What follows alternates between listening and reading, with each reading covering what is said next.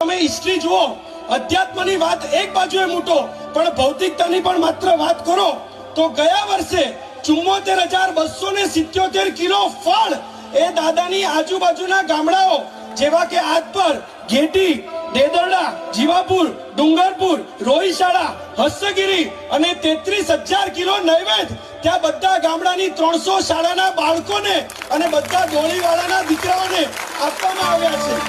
દાદાના દરબારમાંથી 17,000 જેટલા લીલા નાળિયેરો જે આવ્યા એ તળાજા અને વલભીપુરના હોસ્પિટલના દર્દીઓને મોકલવામાં આવ્યા। 1.25 લાખ સૂકા શ્રીફળો આવ્યા, એના બધા તણખલાઓ એ બધા પાંજરાપોળની અંદર ગયા। એનું તેલ, એનું ખોપરું એ પાણા ભુવનમાં શેકાય અને એનું તેલ દાદાના દીવાની અંદર જાય, પેલા ગરીબના માથાની અંદર જાય અને ત્યાં આજુબાજુના દર્દીઓને મોકલવામાં આવે।